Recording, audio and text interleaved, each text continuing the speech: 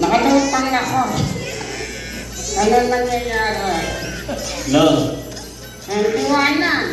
Spotlight po yan. Ang liwanag. Lord, ikaw na ba yan? Kinuha nila ako. Hindi pa. No. Ay, Rute. Upo po kayo. Kinuha ka na yun. Hindi po. Dali pa nag-feedback tayo. Nasaan tayo? Dito po tayo sa DMI. DMI. Hindi ka ang condominium. Hindi po. DCMI po yun, yung condominium. Church po to, church. Destiny Ministries International. Dito po pastor, si Pastor Topher. Yung pupunta sa atin. Yung matagal na pagkantuhan. Yung lahat nasa sasakyan na. Siya marami ka rin tanong. Kailangan ko yun. Tanong ng tanong, pero alam na yung sagot. Natalino. Ba't tayo nandito? Inimbitahan po tayo kasi po, surprise po eh. Surprise! Po, birthday niya. Surprise? Birthday? Ibig sabihin, hindi niya alam na birthday niya. Hindi, alam niya po. Alam niya. Sabi mo, surprise na birthday. Hindi niya po alam na may ganitong celebration. Kahit nasanay ka siya na hindi siya sineselebrate. Hindi naman no, pero yung ganito kalaki, surprise to. Ano tayo, sinikreto tayo, i-invite ni Sir Paul. Ito po si Sir Paul, oh. Ay, kilala ko yan. Ministry partner yan. Sano? Kay Gold Ninja. Yan. Yung Hopernikaw. Oo. Hopernikaw. Ang plastic na honest. Oh. Plastic yan eh. Pero ito siya hindi. Plastic na honest. Kung na nito yung ano yung orokan. Saka plastikan. Pero ito honest to. Sa baba po may coffee shop sila, nakita niyo yun. Piayas Bean. Ikinangalan sa kanyang misis. Oo. Nasaan yung misis na? Nakakatawa talaga. Pag nakikita ko yung mga misis ng lingkod ng Diyos, nasasabi mo talaga, mabuti ang Diyos. Siya ay nahagagin. Pag nakita niyo yung misis ni Pastor Roder, nasasabi niyo, may Diyos talaga.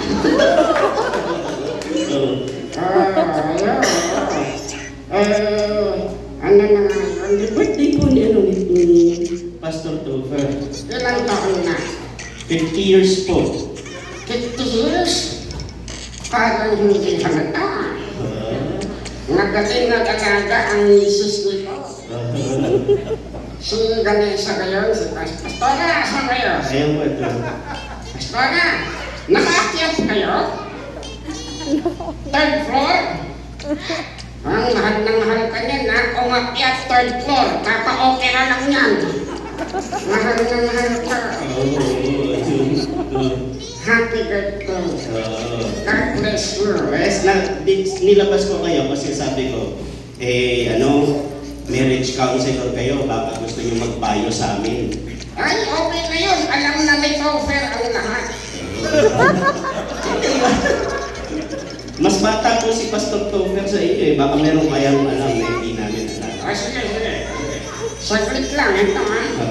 Makinig kayong lahat. Sino ang may asawa? Taas ang kamay. Taas ang kamay ni asawa. Sa taas ka lang ng kamay.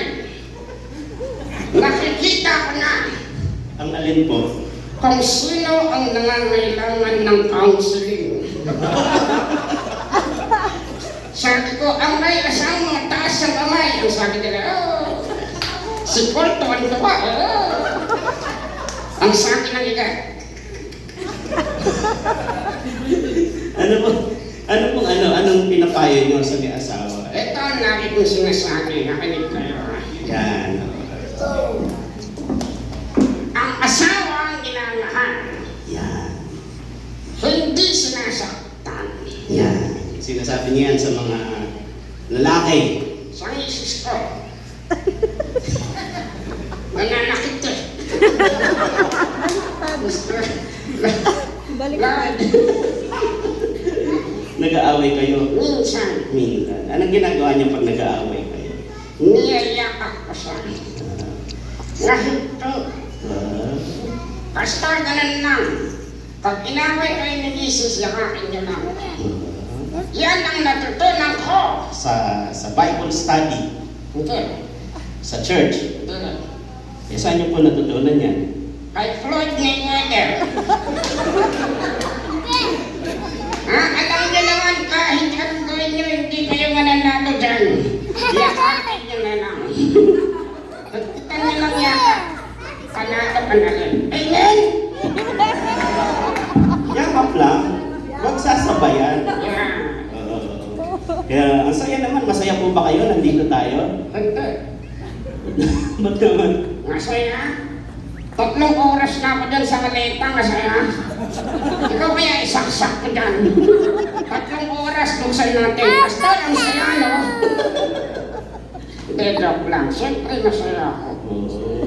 Eh, kayo, ilang taon na po kayong married ni Pastor Vanessa? 15!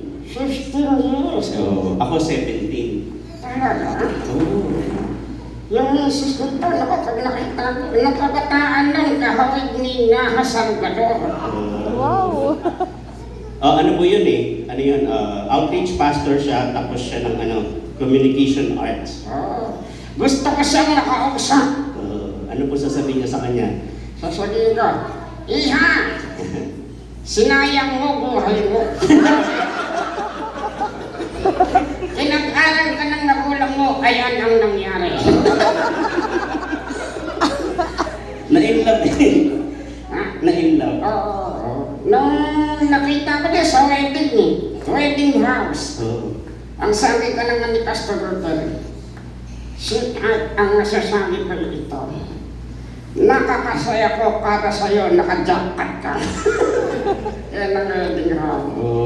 Ano po? Anong sekreto sa tagal? Tagay. Para tumagal. Simple lang.